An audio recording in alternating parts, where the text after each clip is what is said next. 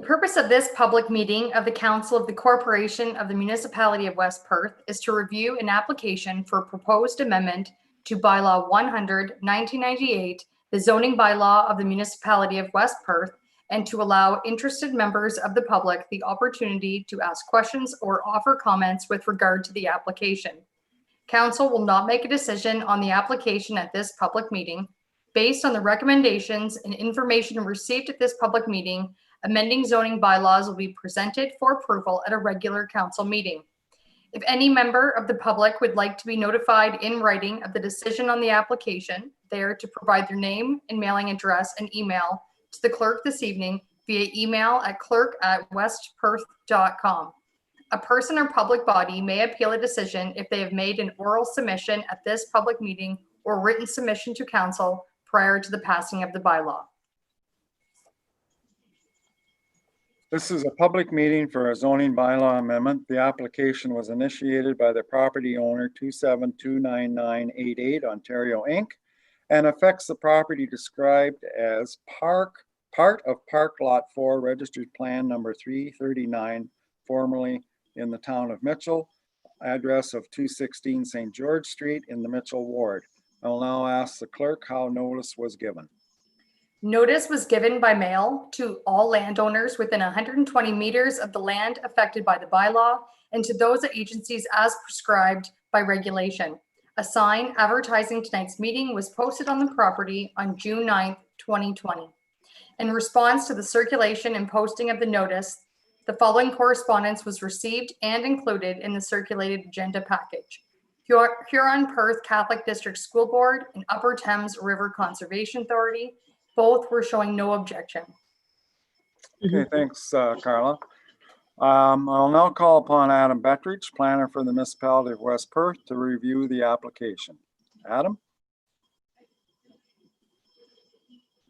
Thank you very much, Mayor McKenzie, and good evening, members of council.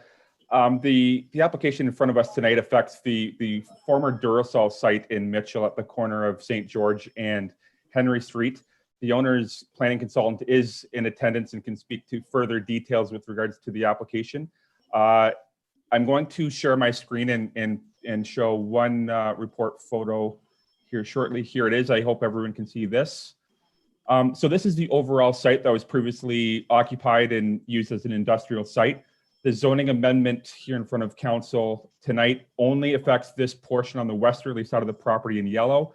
And what's proposed in an overall draft plan of subdivision for this whole property is that on this westerly side, 5 new lots for single detached dwellings will be constructed.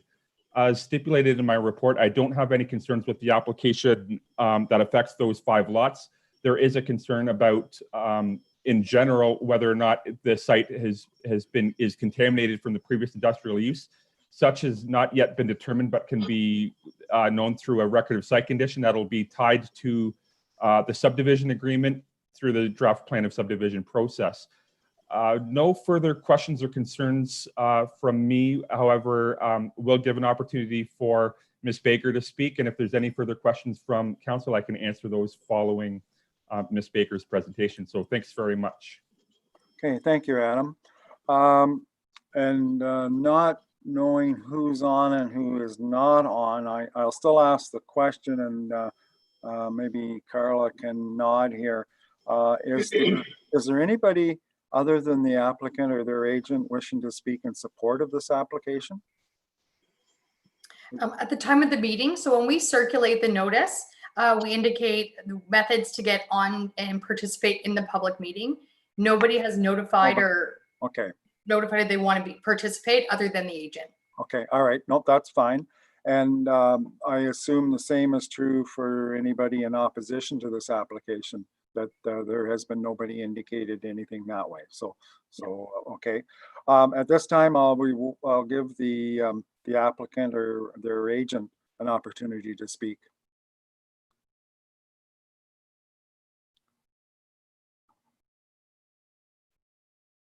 And that would be Caroline Baker, I believe. Oh, there we are. Sorry. Good evening. Technical difficulties there. Good evening, Mayor, members of council. My name is Caroline Baker, and I'm a land use planner with Baker Planning Group. And I'm here this evening on behalf of the owner, just to provide some additional details. And if you bear with me for a moment, I'm just going to share my screen and keep up the draft plan of subdivision, just for reference as I talk about the proposal. So I'm just going to switch over. Can everybody see the draft plan? Yep. It's in view. Great. Wonderful. Well, thank you for taking the time to take this call on Zoom. It's very much appreciated that you've been open to this format and moving applications forward.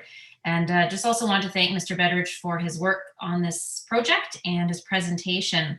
Just want to provide some additional history and background on the project and where we're at today. The owner applied in April 2020 for a draft plan of subdivision to the County of Perth and 2 zone change applications to achieve the overall residential vision for the property. At the time of the original application in April, the site was proposed to include 16 single detached building lots and 9 townhouses. The first zone change, which is the application that is subject to the public meeting tonight, is the 5 lots on Pond Street, seeking a rezoning from the current future development zone to a residential 2 with a holding. It was intended by the owner that this component proceed first, as it has frontage on Pond Street and existing municipal services. So it was an opportunity to get to the project started. The second zone change applied to the remaining portions of the site. And if you can see my hand, it was this area in here, which was including the extension of Thames Avenue, as well as 11 single detached building lots and 9 townhouses. Following the submission and upon further consideration, the owner is looking to slightly modify the remaining portion of the site to provide some additional density. And as early as today, resubmitted the zone change to allow 18 townhouses and 5 single detached dwellings. So it provides an overall increase of 3 additional units and more townhouses. You'll see Thames Avenue now has 9 street townhouses on either side and 5 lots on St. George. This brings the overall total for the entire site to 28 dwelling units. The plan in front of you is the current draft plan of subdivision being reviewed and considered by the county, and it comprises 3 phases. The first phase is Pond Street, which is the 5 lots and the zoning that's before you this evening. The second phase will be St. George Street, which is 5 lots, and the third phase will include the 18 townhouses and the extension of Thames Avenue. In support of the planning applications, we submitted a planning justification report, a traffic letter, and a servicing brief to outline that the application is appropriate, represents good land use planning, and is in the public interest. I did overall just want to speak Mr. Betteridge's comment regarding contamination. MTE was retained by the owner to prepare the phase 1 and phase 2 environmental site assessment. Through the boreholes and testing done, there was no contamination found on the site. The reporting has been submitted to the Ministry of the Environment. It was submitted back in March, April of this year. We've had preliminary comments, and MTE is anticipating that the record of site condition should be issued near the end of July. So we are in support of the holding until that time, but I did just want to provide you with a little bit of an update of where that's at. And also to note, in my opinion, this overall development will provide for a modest increase in densities in the immediate area, but also provides for land use compatibility and a transition of densities as we move from Pond Street to St. George Street. So I'm here to answer any other questions or points of clarification you may have, and I'll leave this screen up if you'd like for any questions. Okay, Carla, I need the full screen for people to see if there's any questions. Thank you. Somebody put their hand up. Doug, was it? Doug, go ahead. Caroline, your townhouses, are they 3-plexes? Townhouse is a funny word. Of course, through the mayor, thank you for that question. The townhouses are proposed to be single townhouses. So they would be in either a 4 or 5 townhouse that would have one dwelling unit in each townhouse. So they would not be duplexes or triplexes. They would be one single dwelling unit or family unit, as what we would refer to. So as a layman, would I call that a single detached home on a small lot? Through the mayor, it would a single detached home, all squished, 4 of them squished together with no side yard. So you'd see 1, 2, 3, 4, and Yep. then side yard, and then 1, 2, 3, 4. How are So you going to get 9? Through the mayor, with the frontages and depth that we have, the proposed townhouse units will range from approximately 9 meters to 12 meters. So that's around a 30-foot frontage for each interior unit and almost 40 feet for a corner unit, which allows for a single car garage, a driveway, as well as a front door with a front window. So I'm not sure if it helps, but in a number of townhouse projects that I've been involved in, they generally range from about 6 meters to 9 meters. So in a street townhouse format, 9 meters tends to be the slightly larger townhouse units. So these townhouses, do they have a garage or not? Yes, they would have a garage. So they'd be very similar to what is on Clayton Street, then I take it? Similar, potentially a little bit bigger. Mr. Betters might want to confirm the exact width. I don't have the exact width measurement of those lots. Murray, When you're saying Clayton Street, are you talking about the ones that are across the street from me? yeah. Because they are no, 3 put together, Yeah, tight together, well, yeah, like with a wall. with 15 feet on either side. That So- is not the case for what Mr. Culligan's talking, correct? Okay. I'll let, Caroline? Through the mayor, so just for some clarification, I guess the zone change this evening are for the Pond Street lots, just the 5 singles. The townhouses are subject to a separate zone change application that will come before council at another time. And that zone change, happy to answer the question, that zone change is anticipating street townhouses that would be in a 4 block and a 5 block.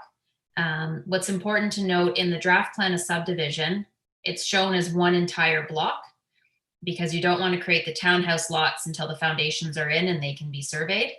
And what the zone change seeks to do is set the minimum lot frontage so that the minimum of 9 meters will be carried forward in the zoning should it be approved. And that with the minimum of 9 meters, you can get 9 townhouses on each side of the street. So 9 on the east and 9 on the west. And we're anticipating there'll be a block of 4 and a block of 5 and a side yard separating those 2 blocks. And then another side yard separating the townhouses from the adjacent residential on Thames. okay, does that answer your question, Murray? Adam, Yes, it does. Thank you. do you want to add anything further? Like we made a comment about Clayton Street. So the townhouses on Clayton Street do predate my time with the municipality. The townhouses in general are something that both the retirees and then in new younger families are looking to buy, mainly because especially for the retirees, there's more dwelling and less yard to maintain and less house to maintain. And generally what we've been seeing are 1-story or bungalow type townhouses, or what some other municipalities are doing are the bungaloft, where there's a half story above for when the kids come to stay over. But I think the retirees are liking the townhouse units because they have less yard to maintain. And it's more of a compact building style for their needs at that time. So it does provide the municipality with an affordability piece, and also as a mix of dwelling type that other segments of our population are looking to purchase or live in. Okay, thank you, Adam. And I realize that we're dealing strictly with phase 1 here at the present time. But I'm still going to ask my question is, when can we expect phase 2 and phase 3? In terms of timing, so the applications for all 3 phases have been filed. They were all filed in April, and there was just the revision this week to add some of the additional townhouses on Thames Avenue. My understanding through the owner is as soon as they're able to get approval and move through the registration, they want to get going on all 3 phases. Phase 3 will take a slightly longer time period for registration, just because the additional engineering design for the extension of Thames Avenue. So my understanding from the owner is they would like to move expeditiously through all 3 phases as they can clear conditions of registration and move forward with construction. Okay, thank you very much. Other questions? Anybody? Okay, I don't see anybody else putting their hand up. I would like to thank those in attendance via Wi-Fi or virtual here for their comments. Should council proceed with the adoption of a zoning bylaw amendment, notice of passing will be provided as prescribed by the Planning Act, and a 20-day appeal period to the local planning appeal tribunal will be in effect. So at this time, I would ask for a motion at 6:21 and a motion that we now close this public meeting. Moved by Councillor Tronkowski, seconded by Councillor Marshall. All those in favor? Opposed?